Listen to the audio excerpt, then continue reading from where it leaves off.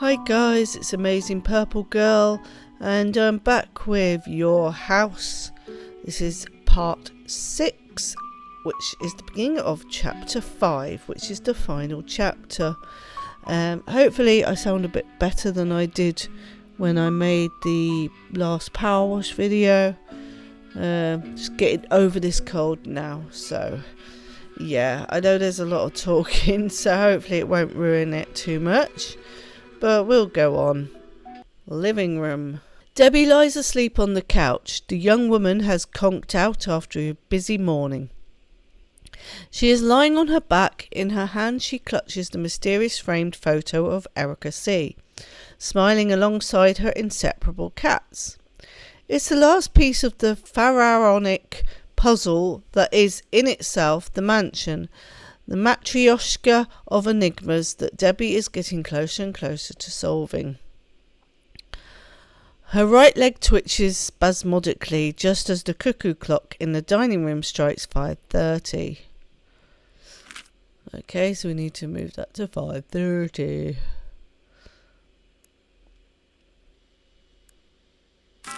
Now, come on, it goes in between for a 1/2 past, not on the hour. That's silly. Suddenly a noise wakes her up. Debbie opens her eyes and blinks repeatedly, aware and alert. What was that? Craning her neck slightly, Debbie strains to listen more intently. She is pretty sure she heard something. Now there is no doubt. The sound is coming from inside the house. Oh no, someone's broken in. Debbie instinctively jumps to her feet, dropping the photo of Erica on the couch. Sorry, Devs, please, can you make up your mind how you're spelling Erica? Is it with a C or is it with a K? Please don't keep changing it. It's confusing. Her intuition urges her to hide in what might be the safest place in the house, the basement. Okay. Oh, hello. Man in a hat. Stairs. Abandoning stealth as an option, Debbie dashes for the stairs, but she's too late. As soon as she places her foot on the first step, she looks up to the top floor and sees, horrified, a dark, hulking figure descending at full speed, ready to pounce on her.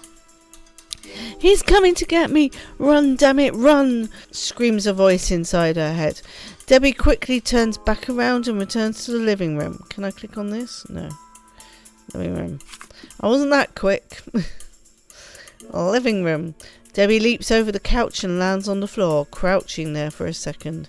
She can barely see the mysterious figure out of the corner of her eye, but recognises them right away. It's that man! How the hell did he get in the house? He spent all these weeks snooping around the neighbourhood, but today he finally decided to take action. Why? There's no time to dwell on it. The intruder has already cleared the stairs and is heading towards her. Debbie jumps back over the couch and bolts towards the office. Debbie closes the door and leans her back against it. Her heart is about to burst out of her chest. She looks around frightened. She needs to hide somewhere, but the office is not the right place. Not here, you idiot. He'll easily find you, she berates herself. She can clearly hear the man's footsteps approaching. He's slow but determined, confident that his prey will eventually fall into his clutches. I have to get out of this house, now. Not stopping to think twice, Debbie runs out of the room. Dining room. She heads for the exit, but the door to the hall is closed. Damn, he must have put the latch on it. Then it dawns on Debbie. She can no longer hear the footsteps. Has he left? Hundreds of images swirl through her mind. She remembers the collection of knives in the kitchen and pictures herself wielding one. Holding her breath, she slowly recedes in the direction of the kitchen. Kitchen. Who are you? Debbie says, trying to hide her dread. The man silently starts inching toward her. Debbie keeps her distance, walking backwards. He is huge, much taller and stronger than he appeared to be through the window. He is dressed in black from head to toe, and the ski mask only allows her to see his expressionless blue eyes, which remind her of a shark. "Who are you? Answer me!" Debbie shouts, cornered. The big man opens his blue eyes as he raises his hands, ready to pounce on her. When he grabs her by the shoulders, Debbie scrambles and manages to dodge his embrace, but stumbles and falls hard. From the ground, Debbie reacts just in time and kicks down a chair, causing the guy to lose his footing and fall flat on his face. Crawling as fast as she can, Debbie scurries back into the dining room. I was not expecting this, I must say.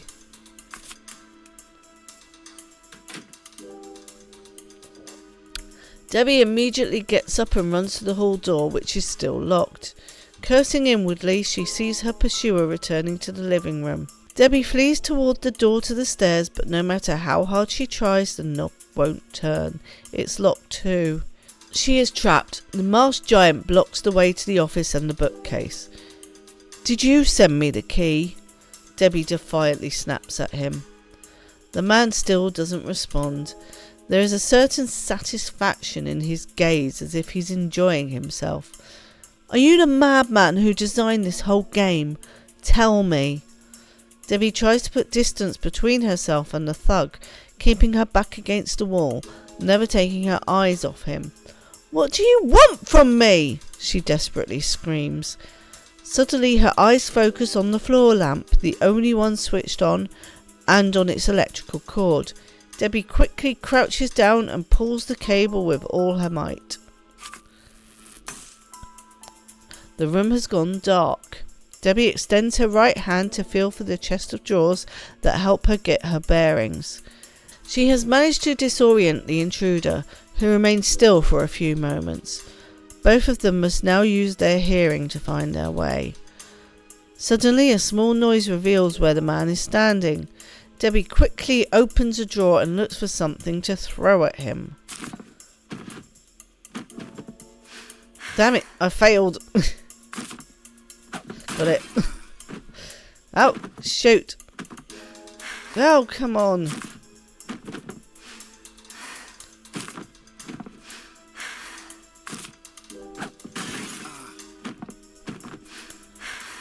Oh, this isn't easy.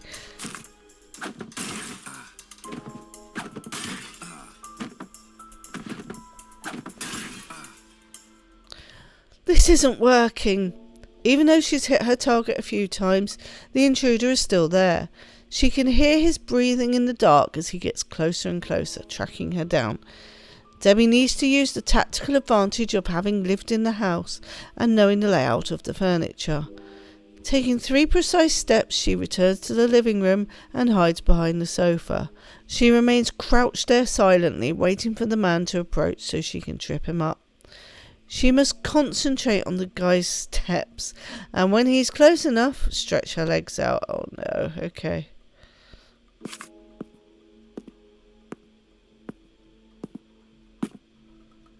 Got it. As soon as the huge Hulk drops to the ground, landing right next to her, Debbie climbs on top of him. The disparity in strength between them is obvious, but the surprise factor gives the young woman a slight advantage that she makes the most of. They struggle. She scratches him, hits him, pulls his hair, doing anything she can to hurt him. The thug grabs Debbie's face with his enormous hands. He looks like he could snap her neck with a flick of the wrist. "Wait, Debbie," the man mumbles. I don't want to hurt you." But Debbie can't hear him. Rage has taken over. Your father." The man isn't able to finish his sentence. Debbie sinks her teeth into his hand and bites as hard as she can. The man manages to get away, but Debbie reacts quickly. "You won't get away this time."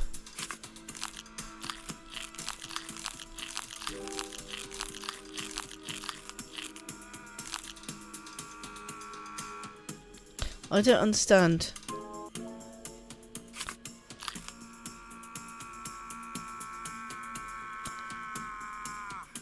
That one was hard. Debbie is looking in the kitchen drawers for something to tie the man up with. He now lies passed out in the living room. I'm not surprised. That pain. The last thing the intruder expected was for an 18-year-old girl to fight back. Disoriented from being brutally bitten, the guy shook Debbie off and ran after her. Will slipped on the carpet and hit his head on the coffee table as he fell, losing consciousness. Debbie now has the masked man's wallet in her hands. She opens it, trying to find something that will tell her who the hell he is. She finds about $50 in 10s and 20s, some photos that look like family mementos, and several ID cards. Several? Okay. A-Team Security. You jerk! Debbie instantly recognises the name of her father's private security company, A-Team Security. That's where he usually hired his bodyguards, security and hitmen. Low-life individuals capable of committing all sorts of atrocities in exchange for a few bucks. I knew you would never leave me alone. Despite putting several thousand miles between them, her father, her one true nemesis, has ended up finding her. Coward! You didn't even have the guts to come yourself, she mutters in anger, wanting to burst into tears. Debbie falls to her knees, defeated. She feels like she is living in a never-ending nightmare, like the one she had as a child every time she received a spanking or some other cruel punishment. And yet this revelation fuels her desire to escape from her past and start from scratch. Here she is still an outsider, a stranger. She can leave her problems with alcohol and drugs behind her, along with her other bad habits. Yes, she could re-enroll in fine arts, continue her studies. As for the house, it's undeniable that she feels a bond with it.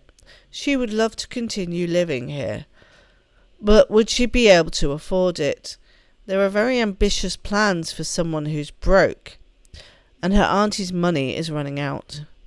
Then a noise jolts her out of a reverie. It comes from the living room.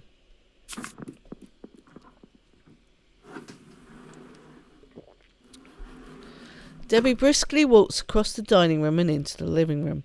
You're kidding me. The intruder's unconscious body is no longer there. He's gone. Has he left the house? Debbie glances out the window. It's already dawn outside and the neighbour has taken their dog for a walk. There's no sign of the thug. Debbie unconsciously relaxes her shoulders, satisfied that she has managed to scare the giant away. She would have liked to give him a message to send to her father. As she turns around, Debbie accidentally steps on something. She looks down at the floor and sees the stereoscope, surrounded by shards of glass. Oh no, I hope it's not broken. It's not the only damage caused by the scuffle with the masked man. The picture frame of Erica C. and her cats has also been broken. Debbie bends down to pick it up. Collateral damage, I suppose. Oh dear. Oh, hang on. What key? Take the key. What was that? P23. Okay. A key! This discovery takes her by surprise. She has another look at the photo. She has been running around the mansion for long enough now to know exactly what the number written on it means. But the piano? That's a new one. Oh yeah, it is a piano. Right, that's it. Debbie sits up gracefully. She has just remembered where she's seen a piano before. Determined, she directs her gaze toward the office.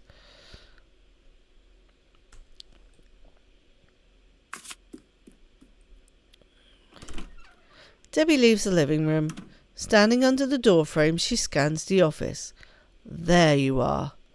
On the reddish mahogany desk, right where she had left it, lies the scrapbook.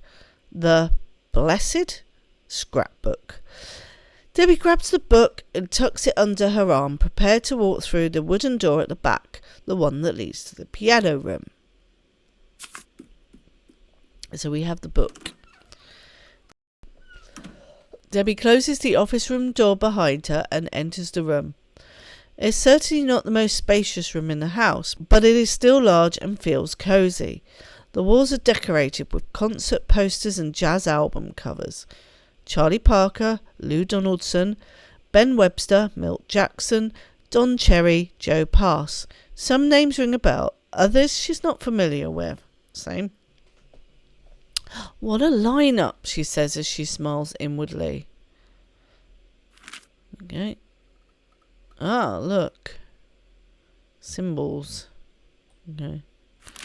After gazing at the frames hanging on the walls, Debbie stands in the centre of the space, in front of the majestic grand piano that presides over the room. It has a unique shape, unusually bulky, as if it's hiding a secret compartment. Play a song for me. Debbie remembers the words written on the back of the frame. With utmost respect, she slides her hand across the waxed wood, tracing a line over the thin layer of dust. She remembers being here before. She wants to play the piano, but finds that it's locked. A key is needed to open it. Just well we have one. Ah, no, I can't read music.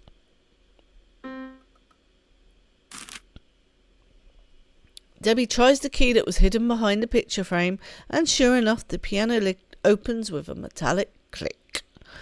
It fits! I knew it! Grinning from ear to ear, Debbie ceremoniously sits on the piano stool and begins to play.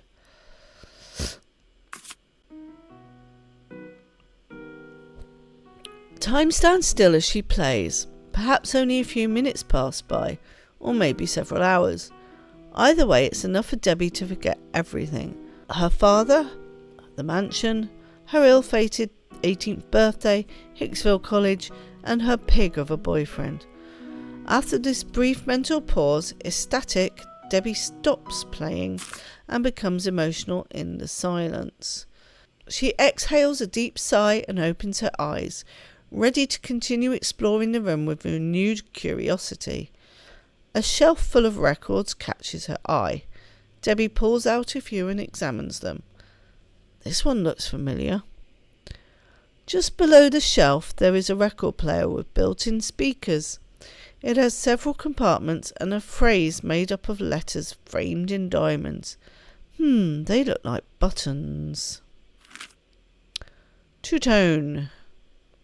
Two-tone telephone? Yes, no, it was touch-tone telephone, but I made a video called Two-Tone Telephone. As it was too rough. Right, anyway, shut up me. Okay, it pulls out. Right, she's not there. She's not there. Light my fire. Oh, I see. And take 5. So, ENT GTY KFV. I'm just going to take photos. So, got ENT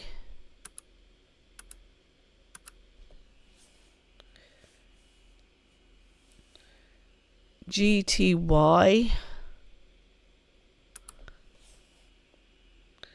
and KFV. Well, it must be the ENT one, right? Must be this one. I see anyone with a musical note on it as well. Unless it's everything but ENT.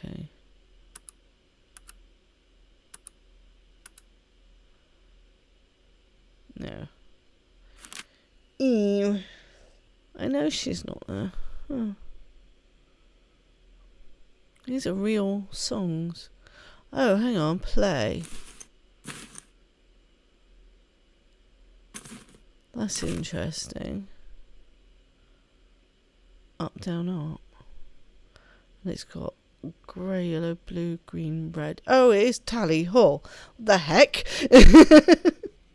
I didn't see the red sneaking there. What? Guys, it's Tally Hall. Take 5. I don't know that song. I know she's not there, unlike my fire. Alright, I've just looked up Stickman code, and on the blue Take 5 record, it seems to be ADA, so I'm going to try that. Nope. That's 357 357 357. Oh, okay. So is it 357? Ah! Wow. Take that. Beaming with joy, Debbie bends down to peer into the compartment she has just managed to open. Inside is a set of slides. I know where these go.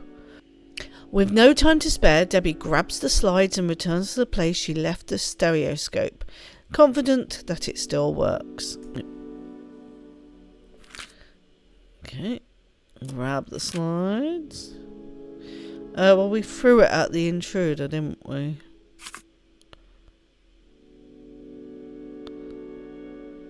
Back in the dining room, Debbie nervously paces up and down as her eyes scan the floor. Where the hell is it? She finally finds it. The stereoscope has been slightly damaged after the scuffle with the thug her father sent, but it still works, just as well. Debbie carefully places the slides that were inside the record player and looks through the viewfinder. Ah, time is on my side. I can't read music, by the way. Ah, clock. That's 4 o'clock. Oh, that's 9:10.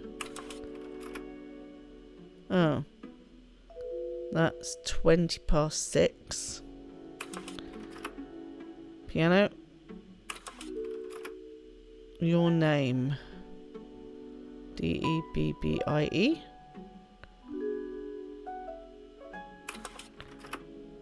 Time is on my side. Holy rubbish. So what was the first time? 4 o'clock.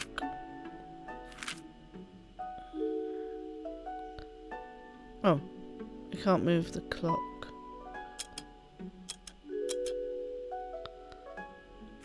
Oh, hell. Right. Got sending upwards. An O, a single note and a double note. Yeah, them.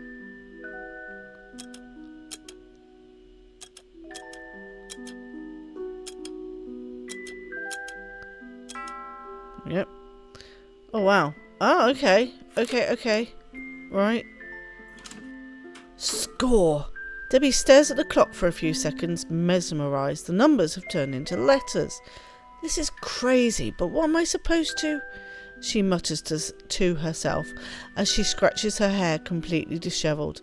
Stubbornly, Debbie goes over the slides again. Okay. So we've got 4 o'clock.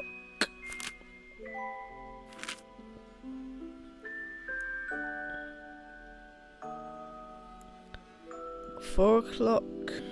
It's going to be Debbie, isn't it? We've got 9:10.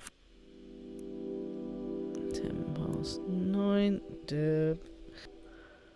6:20. 6:20, Debbie. Oh, we've got I equals A again. I just noticed. Right. So that's the 3 times, which spells Debbie. Piano. Your name. Debbie. Wait a minute, what does my name sound like? Debbie feels like her head might just explode from all the thinking she's been doing. She senses she's close to solving this latest riddle, but she needs to hit the right key. The right key. That's it, she thinks as she walks out of there.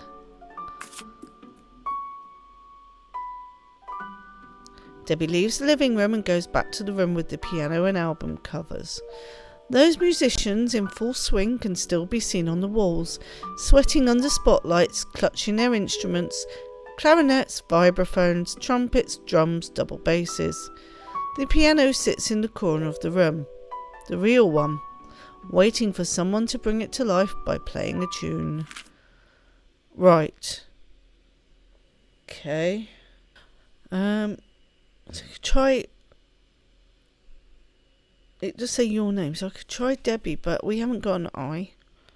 So.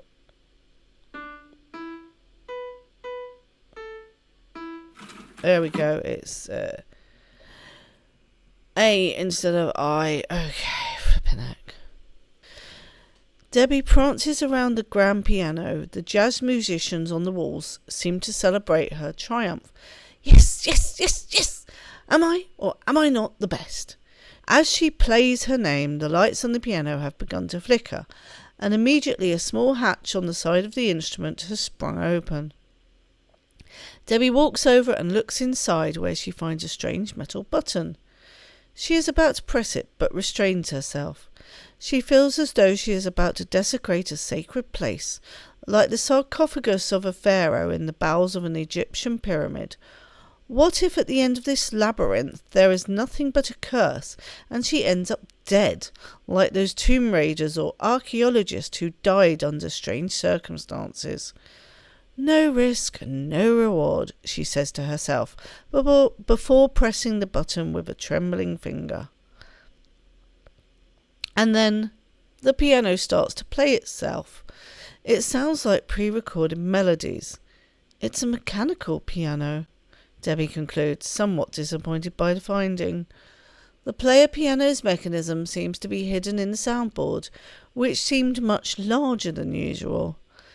Debbie persists and repeatedly presses the button. The letters on the keys sync as melodies she doesn't recognise play. Tired, she plops down on the piano stool and shrugs her shoulders. Her eyes are again distracted by the walls. She feels lost, overwhelmed for the first time by the enormity of it all. Where the hell does this joke end? And what's the point of all these puzzles? To drive me crazy? Debbie looks down, giving up. She feels like sending it all down the drain. The piano, the puzzles, the mansion. And then suddenly her eyes light up. I'm so stupid. Isn't that how this whole thing started? Debbie gets up and rushes over to the record player. There it is, underneath the record she pulled off the shelf. How did I forget about you? Triumphant, Debbie lifts the scrapbook. The blessed scrapbook, and opens it to the page that was written on the back of the photo. Surely you know what I have to do next. Page 23. Right.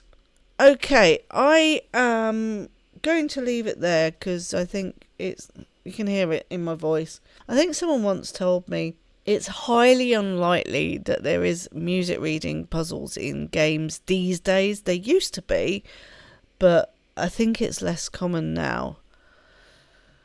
But yeah, so my voice is still a bit croaky, so I'll carry on and hopefully finish this next week when I've recovered a bit. And that'll do for this video. So thank you for watching. Maybe we'll finish it next week, maybe we won't. I don't know how long chapter 5 is, but we're getting somewhere. And it was nice to have the Viewmaster back in play. So that's it for now. Back in a week.